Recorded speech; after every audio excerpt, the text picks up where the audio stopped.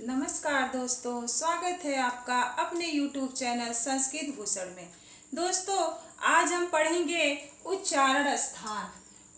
दोस्तों, यह इतना महत्वपूर्ण टॉपिक है कि संस्कृत से संबंधित हर एक परीक्षा में इससे एक या दो प्रश्न बनता ही बनता है। आइए इसे हम सूत्र के माध्यम से पढ़ते हैं और समझते हैं।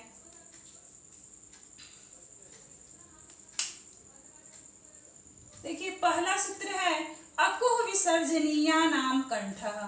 दूसरा है इचुईशानाम तालु। तीसरा है ऋटुरषाणाम मूर्धा। चौथा है लितुलसानाम दंता। पांचवा है उपपधम्मानीया नाम ओष्ठ। छठवा है यमंगणनानाम नासिका च। सातवा है एदैतो कंठ तालो। आठवां है ओदौतो कंठोष्ठम। नौवां है वकारस्य दंतोष्ठम। 10वां है जिह्वा मूल्यस्य जिह्वा मूलम।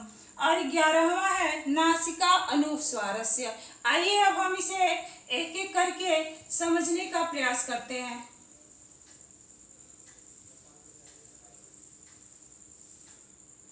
देखिए, पहला सूत्र है हमारा अकुह विसर्जनीयानाम कंठ। देखिए, इतने आसानी से इसे हम आज पढ़ेंगे कि यह हमें कभी भूलेगा ही नहीं।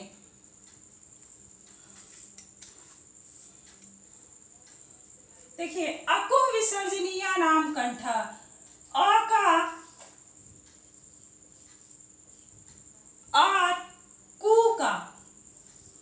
कु मीन्स क वर्ग। क वर्ग में जितने भी वर्ड होते हैं क ख ग घ ग। कु मीन्स क वर्ग। और इस क वर्ग में कौन कौन से वर्ड आएंगे?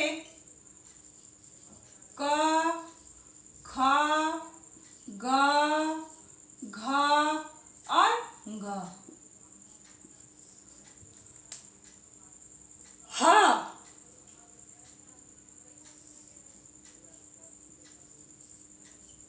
और विसर्जनीय। जो विसर्ग है उसका उच्चारण स्थान कंठ होता है। विसर्ग का उच्चारण स्थान कंठ होगा। देखिए, अ कहने से सिर्फ अ नहीं, ऐसा नहीं है कि अगर आ जाता है तो उसके लिए आदमी सोचने लगे कि हाँ, आ का उच्चारण स्थान, हमने तो अ का पढ़ा है, आ का उच्चारण स्थान क्या होगा। अ के जितने भी भेद हैं उन सबका उच्चारण स्थान कंठ ही होगा। देखिए, अब दूसरा सूत्र है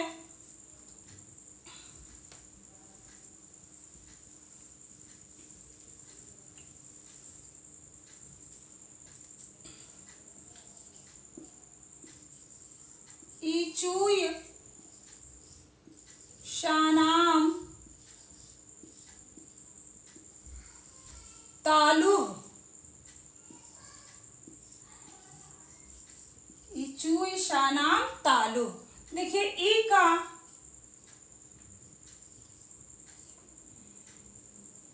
दीर्घ इकार ह्रस्व इकार सबका उच्चारण स्थान क्या होगा? तालु ही होगा। चू का चू मीन्स च वर्ग। चू मीन्स क्या होगा हमारा? च वर्ग। च वर्ग में जितने भी वर्ड आते हैं उन सबका उच्चारण स्थान तालु होगा। देखिए, च छ ज झ और य का उच्चारण स्थान, यहाँ पे आया है ना, इस य का उच्चारण स्थान भी तालु ही होगा। फिर श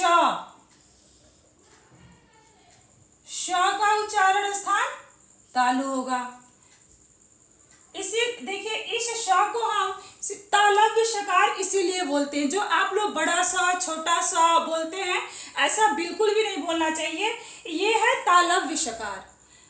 आइए अब हम, और ये जो नाम है यहाँ पे, इसका मतलब ये खष्टी है और इसका मतलब का से है। मतलब इन सब का उच्चारण स्थान तालु होगा। ये षष्ठी विभक्ति है और इसका मतलब होता है का। ये संबंध बताने के लिए है कि ई का च वर्ग का, य का और श का उच्चारण स्थान तालु होगा। आइए अब अगला सूत्र हम देखते हैं।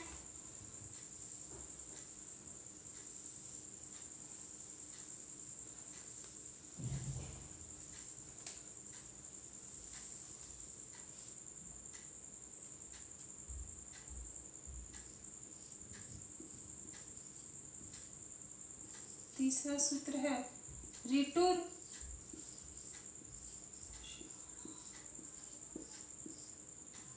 ऋटुरसाणाम मूर्धा।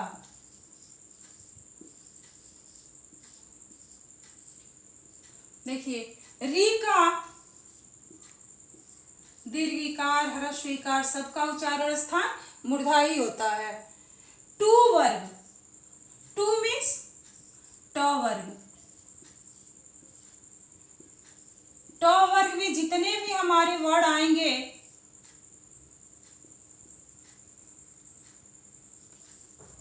उन सबका उच्चारण स्थान मूर्धा ही होगा। अब ट वर्ग में कौन से वर्ड आते हैं देख लीजिए, ट ठ ड ढ और ड़, इन सबका उच्चारण स्थान मूर्धा होगा। ठ ड ढ और ड़। र का उच्चारण स्थान भी मूर्धा होगा। श का उच्चारण स्थान भी मूर्धा ही होगा। देखिए इस श का भी उच्चारण स्थान मूर्धा होता है, इसीलिए इस श को मूर्धन्य षकार बोला जाता है। और नाम, ये भी क्या है, यहाँ पे नाम है लेकिन मूर्धन्य षकार के बाद से अगर न आता है तो उसका ड़ा हो जाता है, इसलिए यहाँ पे ये राम हुआ है। ये भी इसका भी अर्थ संबंध बताना ही है, यानी कि षष्ठी है और इसका अर्थ का होगा।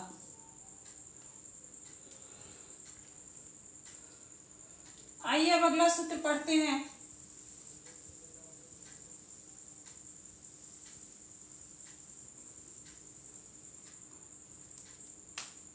लितुल सानाम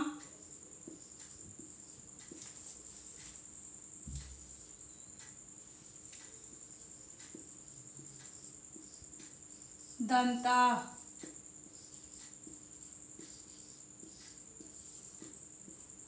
अगला सूत्र कौन सा है हमारा, लितुल सानाम दंता। आइए इसको हम समझते हैं। ली का तू मिस त वर्ग, त वर्ग में जितने भी वर्ड आते हैं हमारे त थ द ध और न,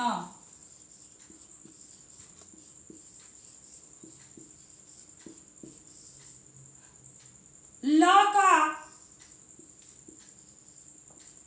र का और इस स का, इन सबका उच्चारण स्थान क्या होगा, दंत ही होगा। देखिए दंता, यहाँ क्या है, बहुवचन है। जैसे पहला है अकु विसर्जनीया नाम कंठ, इचु ईशानाम तालु, लितुल सानाम मूर्धा। ये क्या है, ये एक वचन है। क्यों है, कंठ में हमारा एक ही है, तालु भी एक ही है, मूर्धा भी एक ही है, लेकिन यहाँ पे क्या है, दंता, यहाँ पे बहुवचन हुआ है क्योंकि हमारे बहुत सारे दांत हैं। जो भी वर्ड अगर निकलते हैं तो ऐसा नहीं है कि वह बस एक ही दंत से टकरा के और वो बाहर आता है, नहीं, वो किसी बहुत सारे दांतों से 3 से टकरा सकता है, 4 से टकरा सकता है। इसीलिए यहाँ पे क्या है, दंता है, बहुवचन का प्रयोग यहाँ पे हुआ है।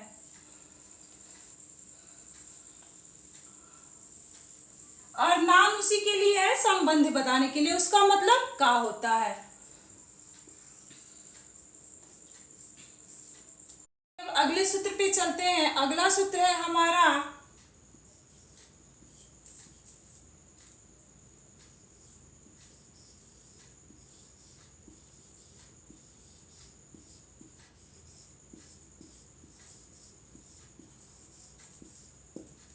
उपुप धम्मानीयानाम ओष्ठ।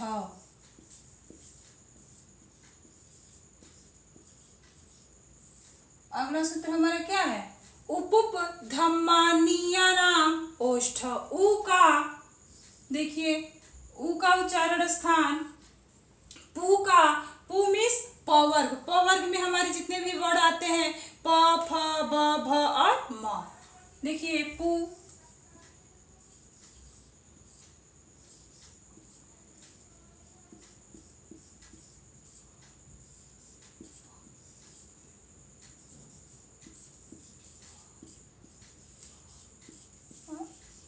प, फ, ब, भ और म। और उपधम्मानीय वर्ण जो हैं उनका उच्चारण स्थान ओष्ठ होता है। उपधम्मानीय वर्ण कौन से हैं? प और फ के पहले अगर ऐसे चिन्ह हो तो वह उपधम्मानीय चिन्ह होते हैं। अच्छा, ऐसा नहीं है कि अगर हम म के पहले भी और भ के पहले भी ये चिन्ह लगा दें तो उसे उपधम्मानीय कहा जाएगा, नहीं। प और फ के पहले ही अगर ये चिन्ह आते हैं तो वह उपधम्मानीय चिन्ह, उपधम्मानीय वर्ण कहे जाएंगे। अच्छा, एक चीज और है, देखिए सब में क्या है, जितने भी अभी तक हम लोगों ने पढ़ा है, कु पढ़ा है, कु, चू, टू, ऐसे पढ़ा है ना। और इसमें क्या है, इसमें क्यों ये पू है, बड़ा ऊ है ना, यहाँ भी छोटा ऊ ही था। देखिए पू और उपधम्मानीय का जो ऊ है,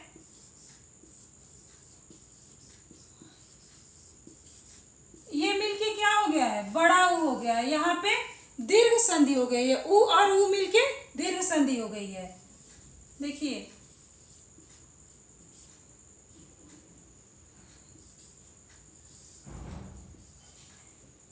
इसलिए यहाँ पे क्या हो गया, बड़ा ऊ हो गया है। उपधम्मानीय, उपधम्मानीया नाम ओष्ठ।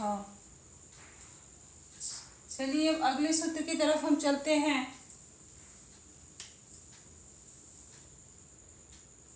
अगला सूत्र है हमारा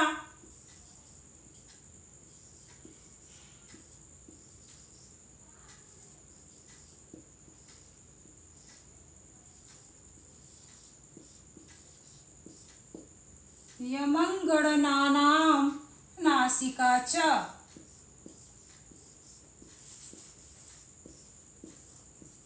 अगला सूत्र क्या है, यमंगणनानाम नासिका च। अब इसमें देखिए य का, म का, ग का, ड़ का, न का उच्चारण स्थान क्या है, अपने वर्ग के साथ। अपने वर्ग का तो उच्चारण स्थान जो है वो है ही, और च का मतलब और, नासिका होता है।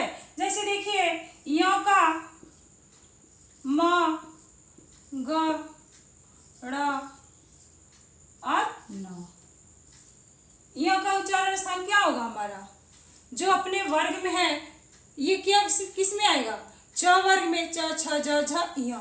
इचू ईशानाम तालु हम लोगों ने अभी पढ़ा है। य का उच्चारण स्थान क्या हो गया, तालु। म का उच्चारण स्थान क्या हो गया, म किस में आएगा, प वर्ग में। उपधम्मानीय नाम ओष्ठ।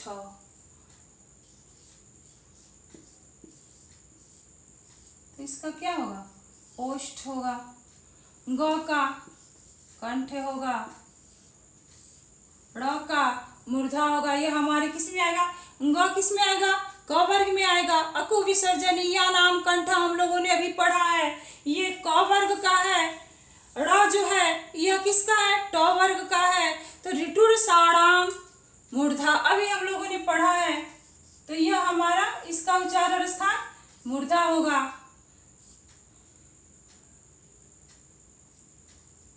और हमारा अगला जो वर्ड है वह है न। ये किस में आएगा, दंत में। न का उच्चारण स्थान क्या होगा, दंत। लितुल सानाम दंता त वर्ग में आएगा ना, तो त वर्ग का उच्चारण स्थान दंत होता है। इनके अलावा इनका उच्चारण स्थान और क्या होगा, नासिका।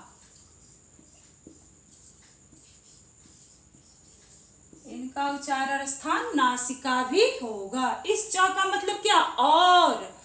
अपने वर्ग के अलावा इनका वर्ग में जो इनका उच्चारण स्थान है वो तो रहेगा ही रहेगा, और उसके अलावा इनका उच्चारण स्थान नासिका भी होगा। देखिए अब जैसे मान लीजिए परीक्षा में पूछ दिया कि म का उच्चारण स्थान क्या होगा, इसमें दे दिया आपका दंत, फिर दे दिया नासिका, या फिर दे दिया ओष्ठ नासिका,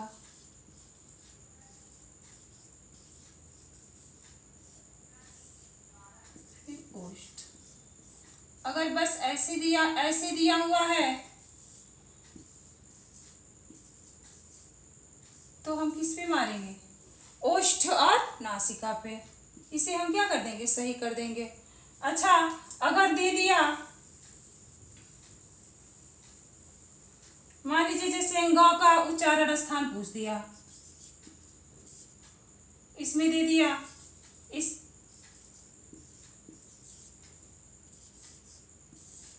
कंठ दे दिया,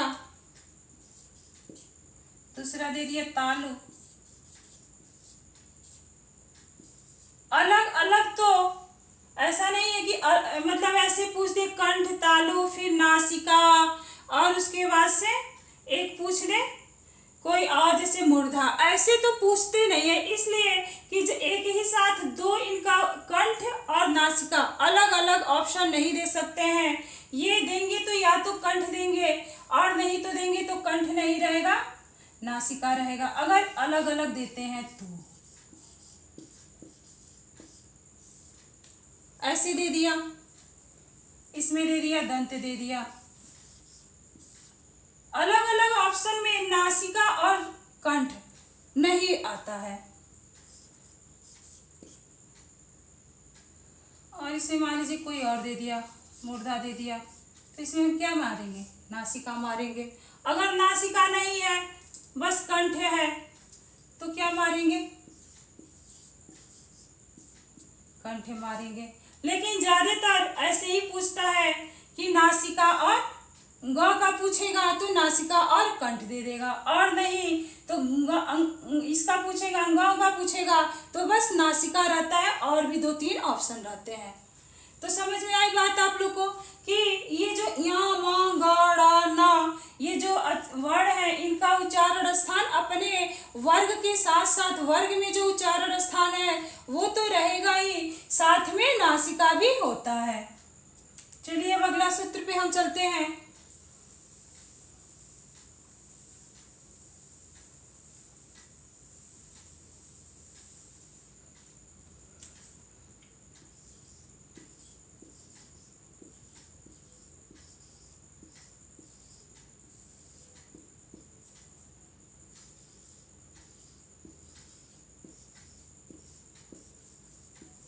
अगला सूत्र है हमारा ए दाय तोह कंठ तालु। ए और ऐ का उच्चारण स्थान कंठ और तालु होता है। ए और ऐ का उच्चारण स्थान क्या होगा? कंठ और तालु होगा। क्यों होगा भाई? जैसे देखिए ए किससे मिलके बना है? अ और ई से। तो अ का उच्चारण स्थान हमारा क्या है? अकु विसर्जनीय नाम कंठ हम लोगों ने पढ़ा है, कंठ है। ई का क्या है? तालु, इचु ईसानाम तालु। इसलिए हमारा ये जो ए होगा इनसे मिलके जो बना है ए और ई से, तो इसलिए ए का उच्चारण स्थान कंठ और तालु होगा।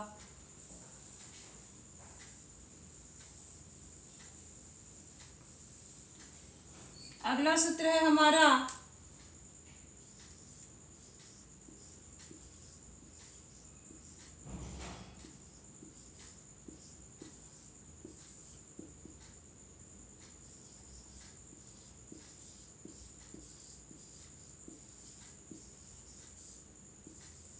ओ दौतोह कंठोष्ठम।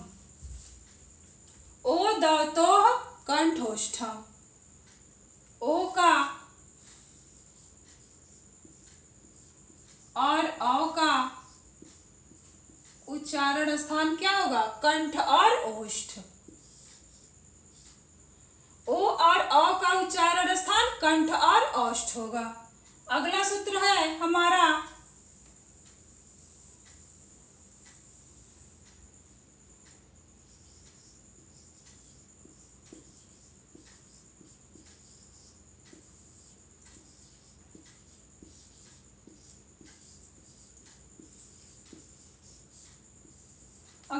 वकारस्य दंतोष्ठम। जो वकार है वह का उच्चारण स्थान क्या होगा हमारा? दंतोष्ठ। दंतोष्ठ, ये वॉच का जो उच्चारण स्थान है वो दंतोष्ठ। ये कहाँ से उच्चारित होता है? इसमें दांत जो है उसकी भी सहायता ली जाती है और ओष्ठ की। एक बार बोल के देखिए, व। इसमें क्या हो रहा है? दांत और ओठ है वो दोनों से टकरा रहा है, इसलिए व का उच्चारण स्थान क्या होगा? दंत और ओष्ठ दोनों, दंतोष्ठ होगा।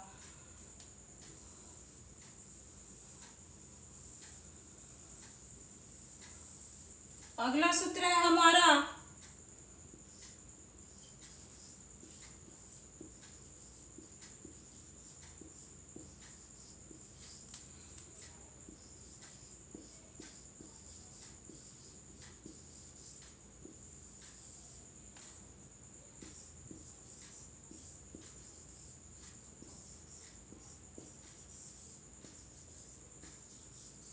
सूत्र है जिह्वा मूल्यस्य जिह्वा मूलम। जो जिह्वा मूलीय वर्ड होते हैं उनका उच्चारण स्थान जिह्वा मूल होता है। जिह्वा मूल्य से कौन से वर्ड है? जब क और ख के पहले ऐसे निशान रहे, ऐसे संकेत रहे इस प्रकार से, तो ये क्या हुआ हमारा? जिह्वा मूलीय वर्ड हुए। जिह्वा मूलीय जहां से जिह्वा शुरू हो रही है, जैसे कंठ के पास कंठ और उसके बाद से क्या है? जीभ। जहां से जीभ की शुरुआत हो रही है उसे हम क्या कहेंगे? जिह्वा का मूल, जिह्वा मूलीय कहेंगे। इसीलिए इसका उच्चारण स्थान क्या हुआ? जिह्वा मूल, जिह्वा मूलिस। अगला सूत्र है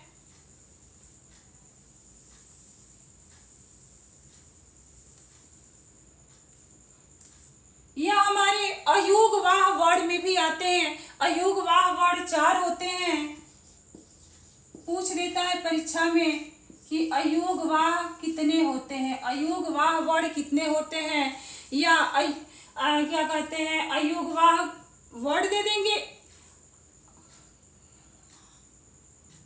अयोगवाह वर्ड पूछ देगा। अयोगवाह वर्ड कितने होते हैं? 4। एक होता है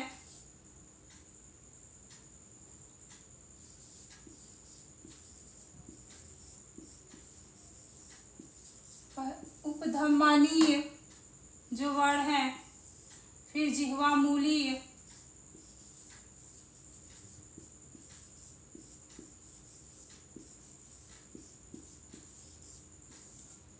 अनुस्वार और विसर्ग।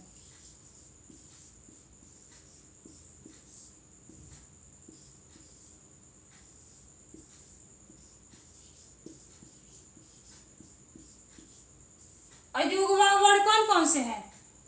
उपधम्मानीय, जिह्वा मूलीय, अनुस्वार और विसर्ग। ये 4 वर्ड हमारे क्या अयोगवाह वर्ड कहे जाते हैं। परीक्षा में पूछ देता है कि अयोगवाह वर्ड कितने प्रकार के होते हैं, तो हम क्या लिखेंगे? 4 प्रकार के होते हैं। 4 वर्ड अयोगवाह होते हैं। अब अगला है हमारा और अंतिम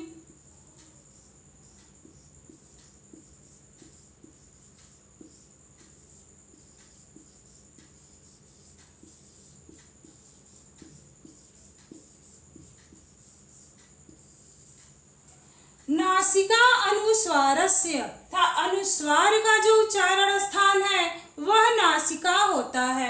अनुस्वार किसे कहते हैं? ये जो बिंदी होता है, आप लोग बिंदी कहते हैं, इसे क्या हम कहते हैं? इसे हम अनुस्वार कहते हैं। जैसे मान लीजिए हमें गंगा कहना है, गंगा लिखते हैं तो ये ग के ऊपर क्या कहते हैं? ये अनुस्वार ही तो लगाते हैं, ये जो आप लोग बिंदी बिंदी करते रहते हैं, ये क्या है? अनुस्वार है। तो इसका उच्चारण स्थान कहाँ से है? नासिका से है। इस प्रकार दोस्तों आज हम लोगों ने उच्चारण स्थान को बहुत ही अच्छे तरीके से पढ़ा है। आशा करते हैं कि आप लोगों के समझ में आया होगा।